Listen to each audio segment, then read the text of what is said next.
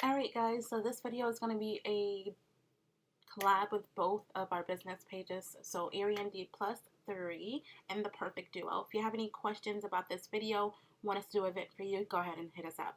Alright, let's get into it. Okay, so I'm going to show you how to do a chip bag on Design Space. What you need to do first is to add a shape, a square, into the Design Space, unlock it, and then add the measurements for the width to be 9.25, and then add the height to be 6.25.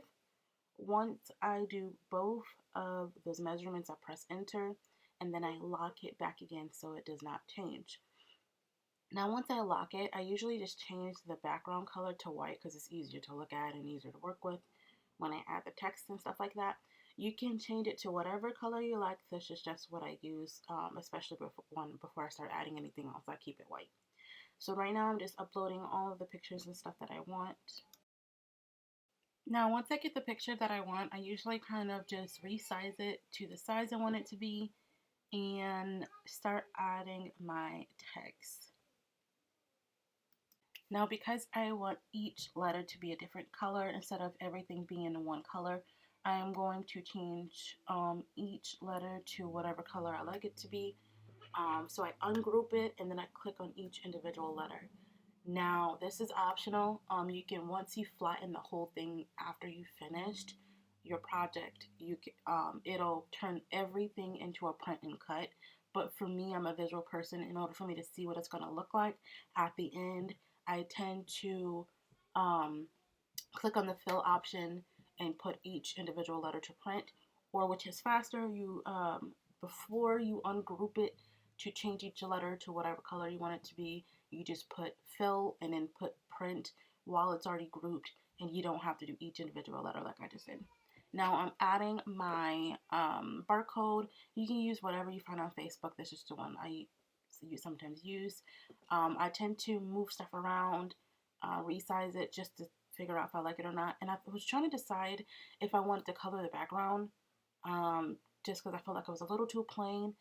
But then I decided any color that I would pick would be too bright, and I didn't want it to kind of conflict with all the colors. So I went ahead and kept it white, and then I'm going to add the nutritional facts. And you can honestly add this wherever you want to. I do it side by side sometimes. Sometimes I do it one on each side. This is just what I did for this one. And again, the same process. I add my word. Again, I grouped it this time, then print, so I didn't have to do each individual one, and then I colored each letter a different color. So the same thing with this one, ungrouped it. I went to fill, went to print, ungrouped it, and then I colored each individual letter. It doesn't take too long, honestly, and I think it makes it look nicer, especially when Scooby-Doo is such a colorful cartoon with that whole hippie theme, so I thought it would be nice to have a little color to it. So again, I just clicked on the whole group of letters, went to the fill option, put print, and then I ungrouped it, and I am adding a color to each individual letter.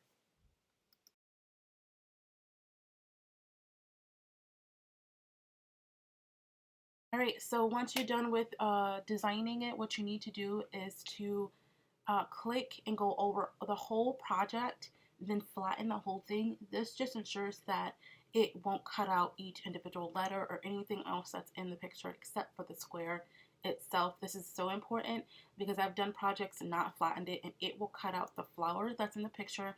It'll cut out every little picture that you have in there, and you'll be left up with pieces. So make sure you flatten it. It'll cut it out just as a square for your chip bag. Now if you have any questions, go ahead and let me know, and I will try to explain it as best as possible.